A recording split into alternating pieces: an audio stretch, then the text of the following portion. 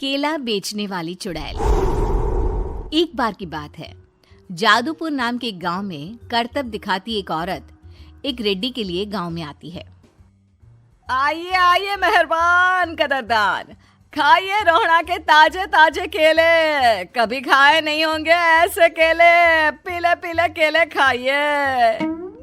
ये कहकर रोहड़ा हाथों में 4 केले लिए उन्हें सर्कल में जोर जोर से हवा में उछालती हुई करतब दिखाती है, जिसे देखकर आसपास के सारे बच्चे अपने अपने मम्मी पापा से उस औरत के पास जाने की जिद करने लग जाते हैं।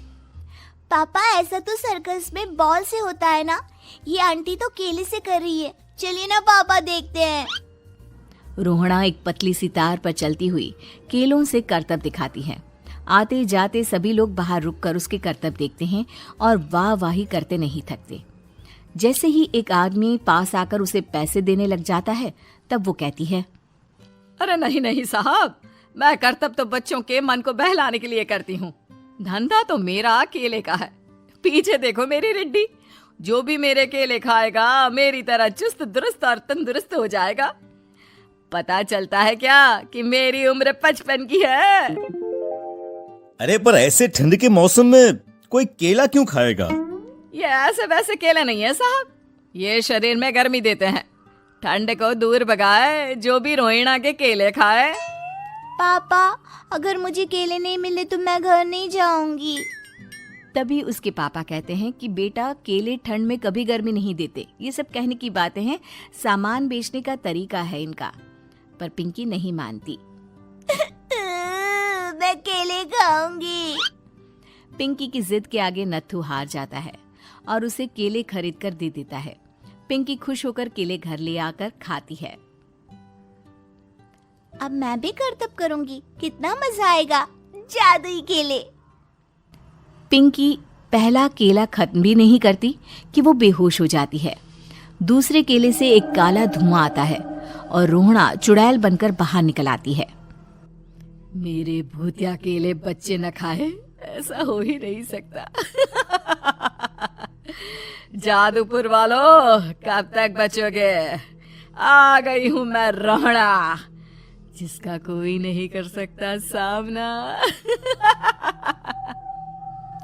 रोहड़ा पिंकी को गोद में उठाकर काले धुएं में कहीं गायब हो जाती है।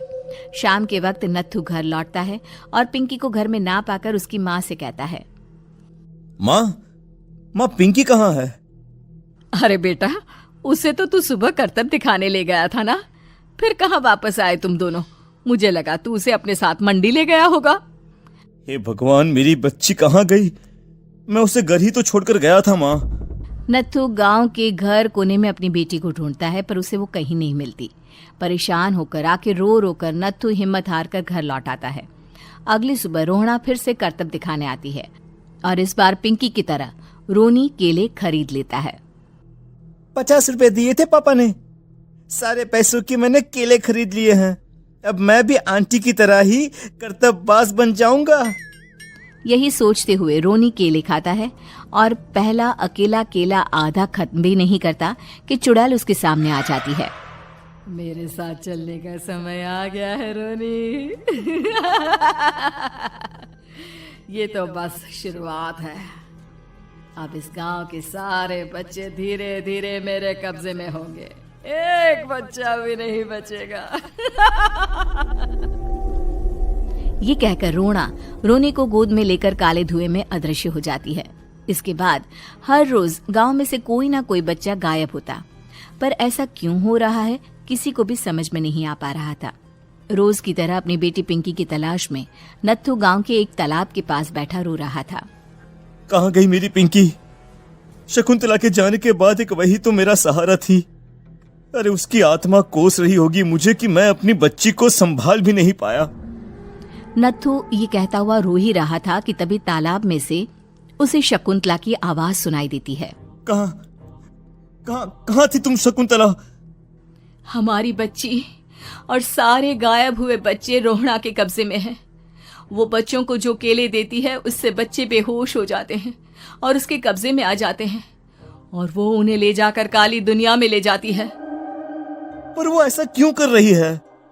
ये मैं नहीं जानती, पर उस दुनिया का रास्ता मैं आपको बता सकती हूँ। जहां ये नदी खत्म होती है वहां एक केले का पेड़ है, उसके नीचे एक दरवाजा है, वहीं से रास्ता जाता है उस दुनिया का। ये कहकर शकुंतला की आत्मा गायब हो जाती है। गांव के सभी लोग झुंड बनाकर उसी रास्ते से काली दुनिया में चले जाते हैं और वहां देखते हैं कि सारे बच्चे वहां काम कर रहे थे। पापा मुझे ले चलो यहाँ से। पापा पापा। सभी बच्चे अपने मम्मी पापा से लिपट जाते हैं। तो तुम लोग यहाँ तक आ गए? क्यों हमारे बच्चों को पकड़ लिया तूने? तुझे शिकार ही बनाना है तो ले, हम सब आ गए हैं, हमें खा ले। नहीं, मुझे बच्चे चाहिए। मेरे बच्चे के बदले तुम लोगों के बच्चे। क्या मतलब? मैं इसी गांव में रहने वाली एक औरत थी। केले की चोरी के इल्जाम में मेरे बेटे को गांव वालों ने इतना मारा कि वो मर गया। उसी दिन मैंने ठान लिया कि गांव वालों का भी वही हाल करूंगी। कुछ दिन बाद बेटे के चले जाने के दुख में मैं भी मर गई और मेरी भटकती आत्मा एक चुड़ैल बन गई। और फिर मैंने बदला लिया तुम सबके बच्चे छीनकर। बर्दाश्त नहीं कर पाए ना? सोचो मुझ पर क्या बीती होगी। हमें माफ कर दो रोना। पता नहीं ये किसकी गलती थी, पर हम सभी माफी मांगते हैं। हमारी खुशियां लौटा दो, तुम भी तो एक माँ हो। गांव वालों की बात सुनकर रोना का मन पिघल जाता है और वो बच्चों को छोड़ देती है। उसके बाद काली दुनिया बच्चों के लिए जादुई दुनिया बन जाती है। अब कोई भी कभी भी वहां आ जा सकता था।